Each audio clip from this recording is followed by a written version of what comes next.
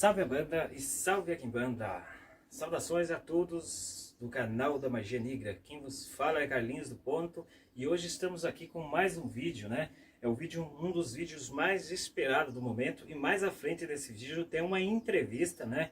Falando sobre a questão da conexão sobre a entidade de Má Sofia. Então hoje a gente vai trazer aqui o vídeo falando sobre a entidade de Má Sofia, que é uma entidade primitiva do rito da magia preta, tá?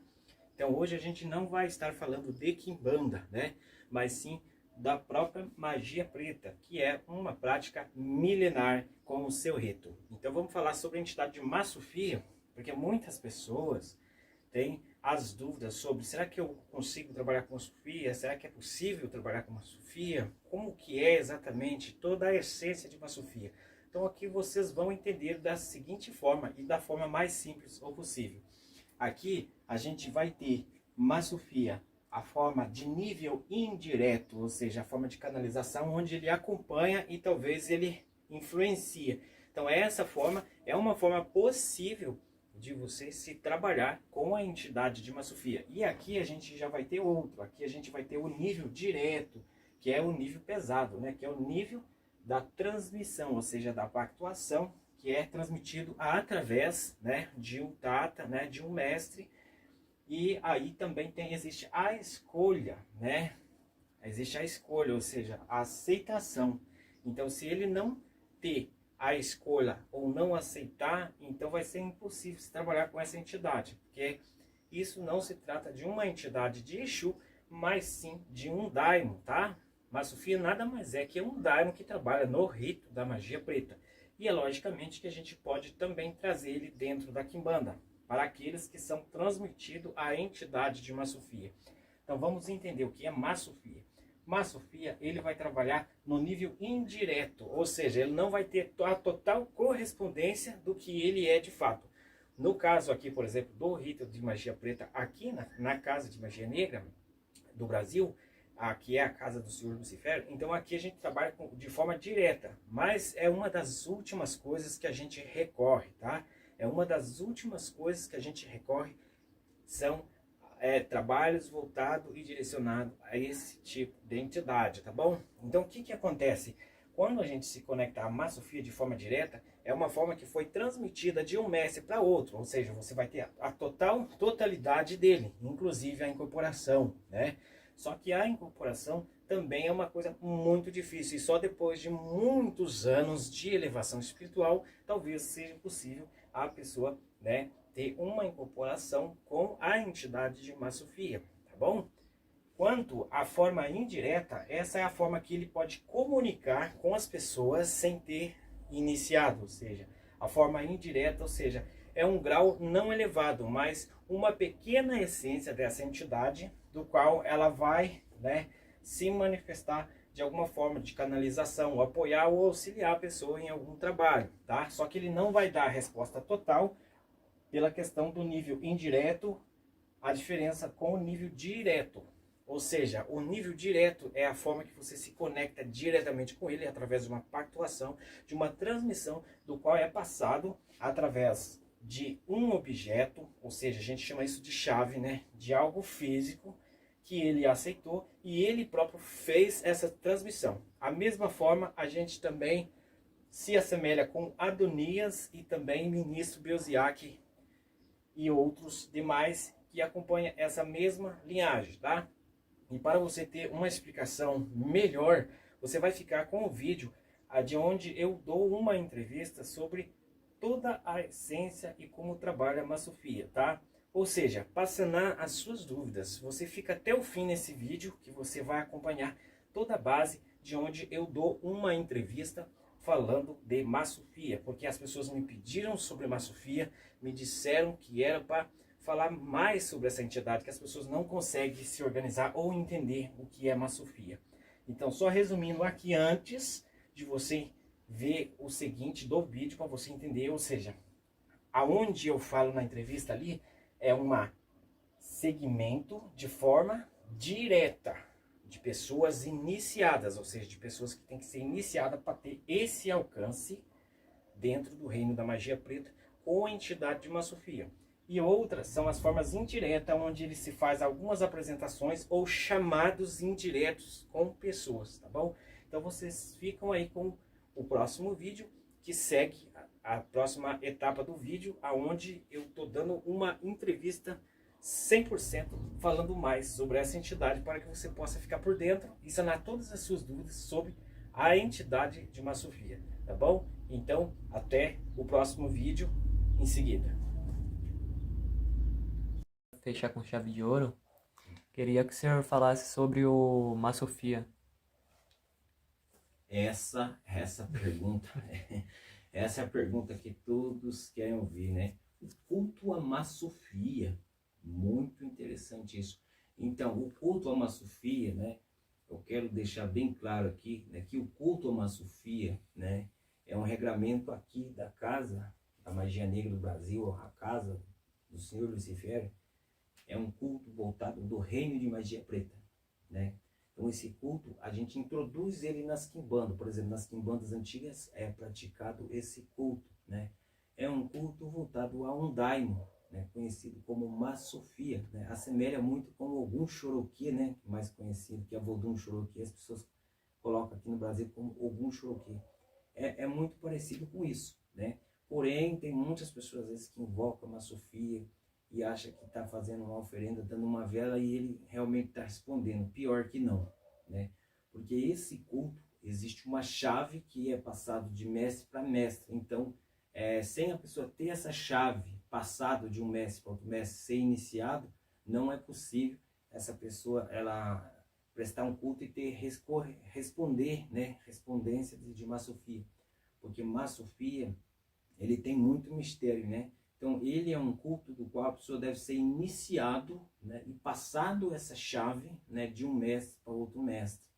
Então, ou seja, de um mestre também para um filho, é possível, Mas tem muitas pessoas, às vezes, por ouvirem os pontos aqui, né, de Masofia, essas coisas, acaba assemelhando como se fosse um Exu qualquer, e acaba ali acendendo vela e dizer que trabalha com Masofia. Mas só que isso não é possível, né? Porque o Masofia é um ser de alta magia e ele só deve ser feito por iniciação.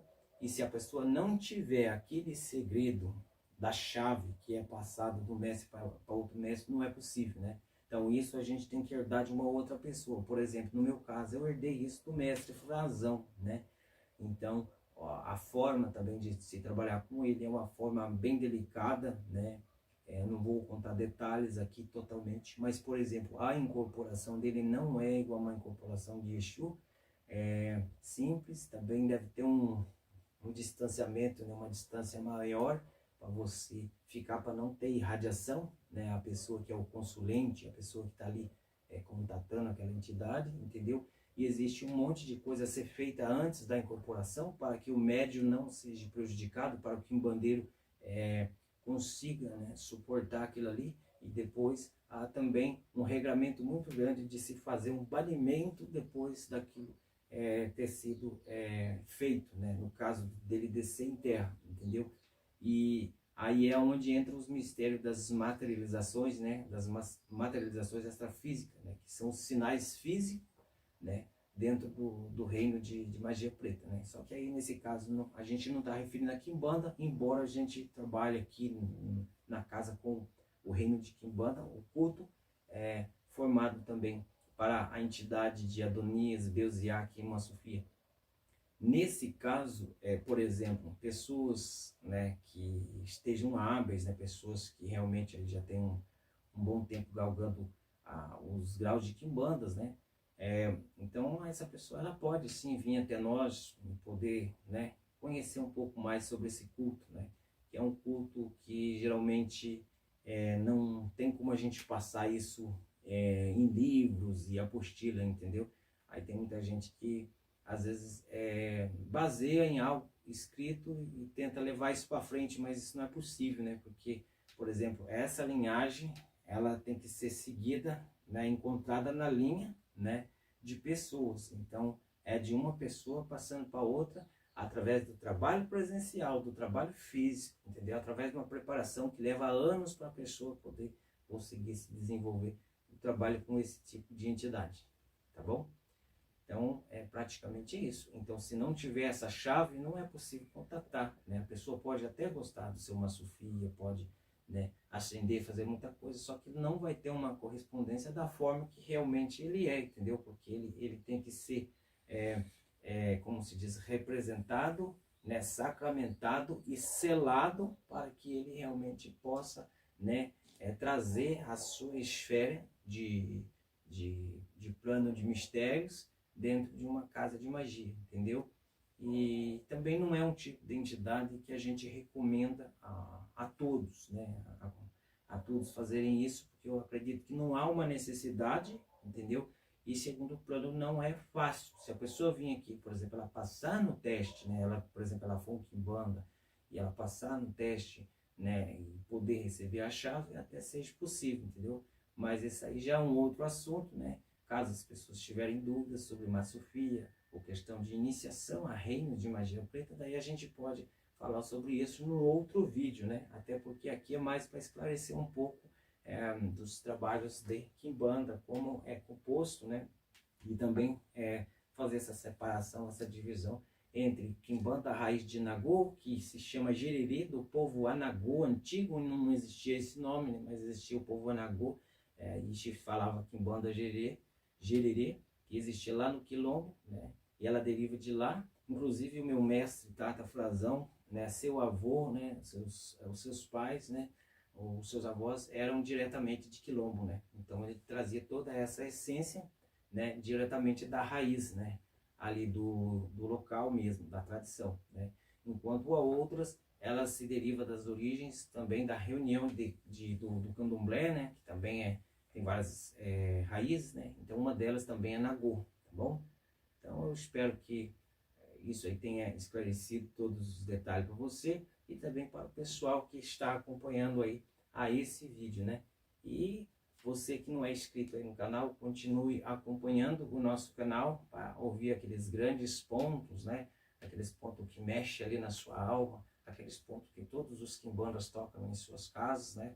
E que realmente dá transformação, né? Traz a essência energética e as pessoas, como se diz, se sentem muito realizadas e por dentro aquela grande liberdade de poder expressar aquilo que ela sente, entendeu? Porque a Quimbanda, ela prega acima de tudo a liberdade, né? Então a gente tem esse conceito, né?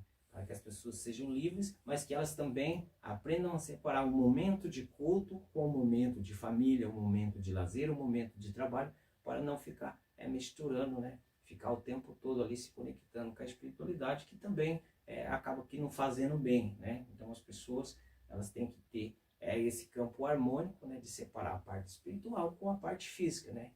A pessoa aprendendo esse controle, né, aprende as suas próprias emoções, né, aprende o seu nível, né, de base humana, então ela passa a ser uma pessoa conduzida pela Quimbanda, né, abençoada, né, pela Quimbanda, né, trabalhando a sério e na firmezas, e ela passa a ser uma pessoa, vamos dizer assim, uma pessoa bem, né, uma pessoa bem, né. Não vou falar de questão de poderes aquisitivos, que isso aí já é a coisa que já é da nossa vaidade humana e do nosso ego e também da nossa necessidade do dia a dia, né? Então vamos falar somente sempre de mistério da espiritualidade, que nada tem a ver com as nossas necessidades humanas, embora eles auxiliam e eles ajudam, mas em primeiro lugar a gente está referindo a parte aqui do nosso grande maioral, né, que é o nosso Pai aqui na Terra.